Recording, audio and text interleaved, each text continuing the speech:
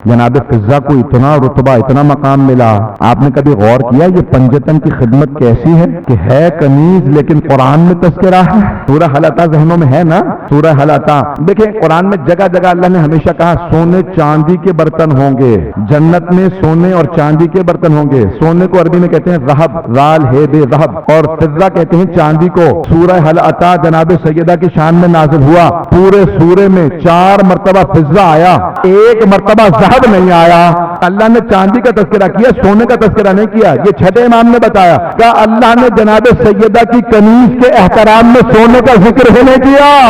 جو اہل بیت کی خدمت کرتے ہیں وہ یہ رتبے پا لیتے ہیں, ان کے رتبے سوا ہوتے ہیں. کہ جناب فضہ نے امام حسین علیہ السلام کو آغوش میں پالا تھا نا, تو کیا جزا دی خالق نے کہ ان کا اتنا تذکرہ, جس نے امام حسن مجتبیٰ کو صرف آغوش میں پالا.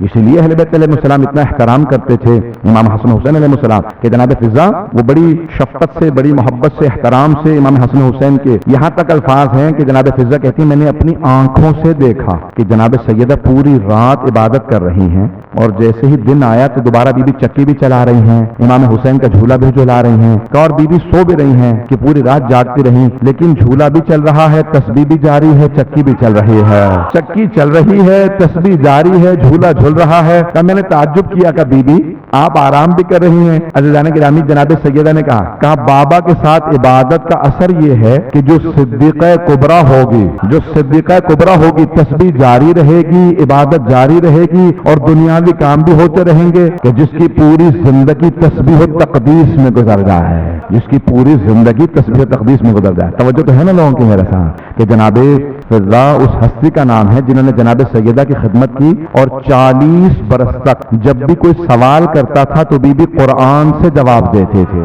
صرف قرآن پڑھتی تھی, کوئی سوال کر لیتا بی بی قرآن سے جواب دیتی, صرف قرآن پڑھتی. اہل سنت کے راوی ہیں, وہ کہتے ہیں کتاب کا نام ہے القطرہ. 1000 صفحے سے زیادہ کتاب کی زخم ہے, یعنی اس کی زخامت جو ہے 1000 صفحے سے زیادہ, اور اس کا کتاب کا نام ہے القطرہ من فضائل اہل البیت. اہل بیت کے فضائل کا ایک قطرہ, 1000 صفحے ہیں, اور اس کا نام ہے القطرہ من فضائل. سید احمد مستنبط داماد عطا اللہ خوئی, بہت بڑا نام ہے حضرت سید احمد مستنبط, انہوں نے کتاب لکھی ہے. وہاں سے ہی میں پیش کر رہا ہوں کہ جناب فضہ سلام علیہ نے اتنی خدمات انجام دی. راوی اہل سنت کا وہ کہتا ہے کہ میں نے دیکھا ہم لوگ سب مدینے سے چلے, سن رہے ہیں سب لوگ, تھوڑی سی دور اور چلیں گے میرے ساتھ. راوی کہتا ہے کہ مدینے سے قافلہ چلا حج کے لیے. جب راستے میں تھے تو ایک مقام پہ مکے نہیں پہنچے تھے, احرام باندھ رکھے تھے, پانی ختم ہو گیا. تو کہا ایک خاتون ناقے پہ سوار تھی, اونٹنی پہ سوار تھی, تو وہیں سے انہوں نے کہا پروردگارا نہ تو نے مکے میں چھوڑا, نہ مکے میں پہنچایا, نہ مدینے میں, راستے میں پانی ختم ہو گیا, تجھے میری نانی کا واسطہ جو انہوں نے خدمات انجام دی ہیں یا پانی پہنچا دے یا مکے پہنچا دے. تو سارے قافلے نے دیکھا کہ ایک مرتبہ آسمان سے ایک دلو نازل ہوا,